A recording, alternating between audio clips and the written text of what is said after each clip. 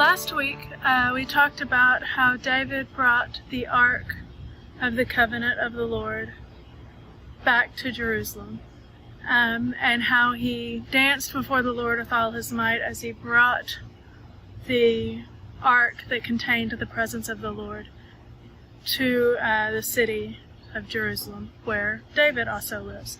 And then David has built a big palace for himself, and then he feels convicted that the ark still lives in a tent, in the tabernacle, which was the tent that they moved through the wilderness with. And so the tabernacle still contains the Ark of the Covenant. And so David wants to build a temple to the Lord. And the Lord says, no, you're a man of war, but your son is going to be able to do it. And not only is he going to be able to build a temple to my name, but also his descendants will always be on the throne. And that descendant is Jesus Christ, the King of Kings and the Lord of Lords. And that is who fulfilled that prophecy that the Lord gave to David. After that, after David returns to his palace, and he has the Ark of the Covenant there in Jerusalem with him, he remembers a promise that he made to his dear friend Jonathan, that he would take care of Jonathan's family.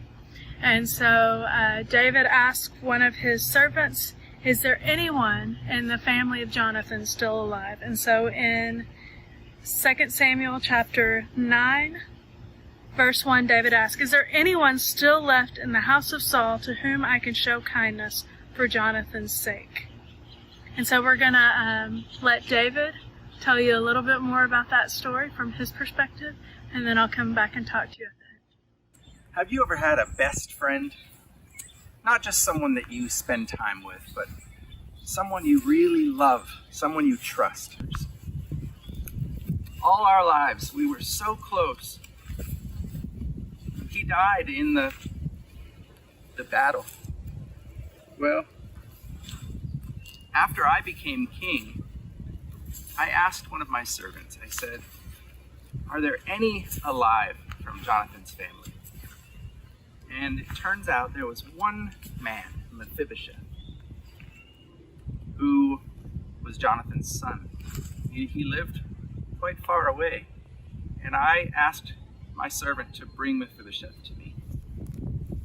And when Mephibosheth came into my presence, now something you have to know about him is he was lame in both of his feet. He couldn't walk. His feet were both crippled from an early age.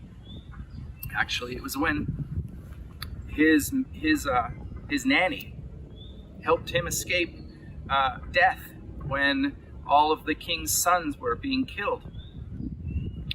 And when someone is lame in both of their feet, they're not able to do very many things. He certainly would never have been able to become king. He would not have been able to be a general or really do much of anything. He needed to have food brought to him. He needed to be carried from place to place. When he came into my presence, he looked afraid. He bowed low. I told him, Mephibosheth, because of my love for your father, Jonathan, I want you to sit at my table. I don't mean I just wanted him to have one meal with me, to have dinner with me. It was, I want you to be invited to my table for any meal for all time. Because you, Mephibosheth, are in my family. I consider you like my own son. And for the rest of the time I was in Jerusalem, Mephibosheth sat at my table. And even after I was exiled and I was running, and I came back to Jerusalem as king, Mephibosheth still sat at my table with me, the king. Even though Mephibosheth did not do anything himself to deserve it, it was because of my love for Jonathan, my best friend, my closest friend. My God certainly showed his kindness toward me. When I was just a boy, I was a shepherd.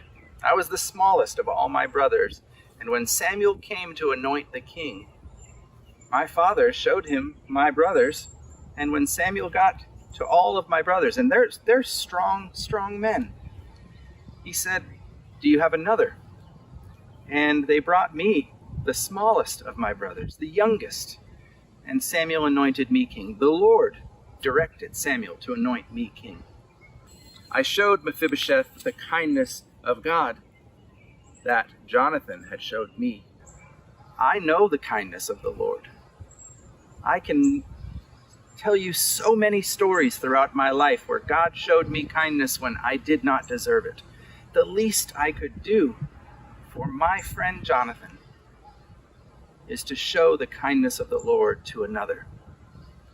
David meets with Mephibosheth, and he calls for him to come to him, and Mephibosheth is scared.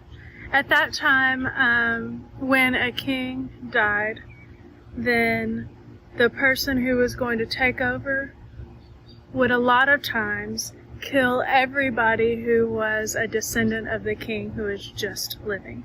And so Saul and his son Jonathan were both killed in battle. And so a nurse or a nanny was taking care of Jonathan's son at the time, whose name was Mephibosheth, and she hears that Saul and Jonathan are both dead, and so she is scared for Mephibosheth and his life, and so she scoops him up and runs, and he's 5 years old at the time, and as she's running, she falls, or he falls, and he becomes crippled in both of his feet. And so David, when he asked one of his servants, "Is there anyone in the house of Saul that I can show kindness to for Jonathan's sake?" They say, "Yes, Jonathan's son Mephibosheth is alive." And so David says, "Bring him in." And so Mephibosheth comes in, and he is nervous, and we can kind of tell that because when he comes in, he bows down to pay him honor, and David says, "Mephibosheth, at your service," he replied. And David says in verse 7 of chapter 9 of 2 Samuel, "Don't be afraid," David said to him, "for I will surely show you kindness for the sake of your father Jonathan. I will restore to you all the land that belonged to your grandfather Saul, and you will always eat at my table." Mephibosheth bowed down and said, "What is your servant that you should notice a dead dog like me?"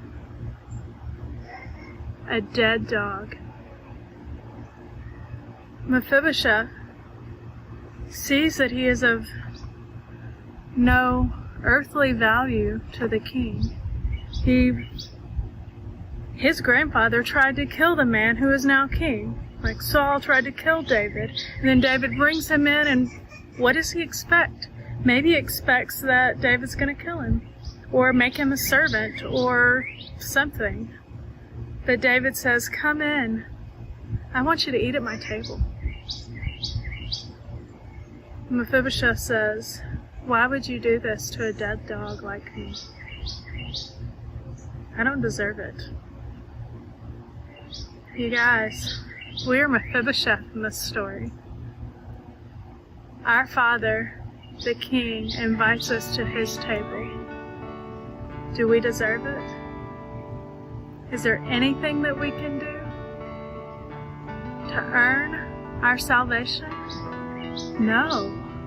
We don't deserve it. We don't deserve to be called a child of God. We don't deserve to be in the family of the King. And he says, "Come. Come and sit with me at my table and eat with me." And eating at the king's table was like being one of his sons or one of his children. And so the Lord invites us to his table, invites us to be his children, not because of anything we've done. We're dead dogs. Not because of anything that we've done, but because he loves us so, so much, and he wants us to be part of his family. How amazing is that? How life-changing. Think about it. If you're Mephibosheth, you're a lame man.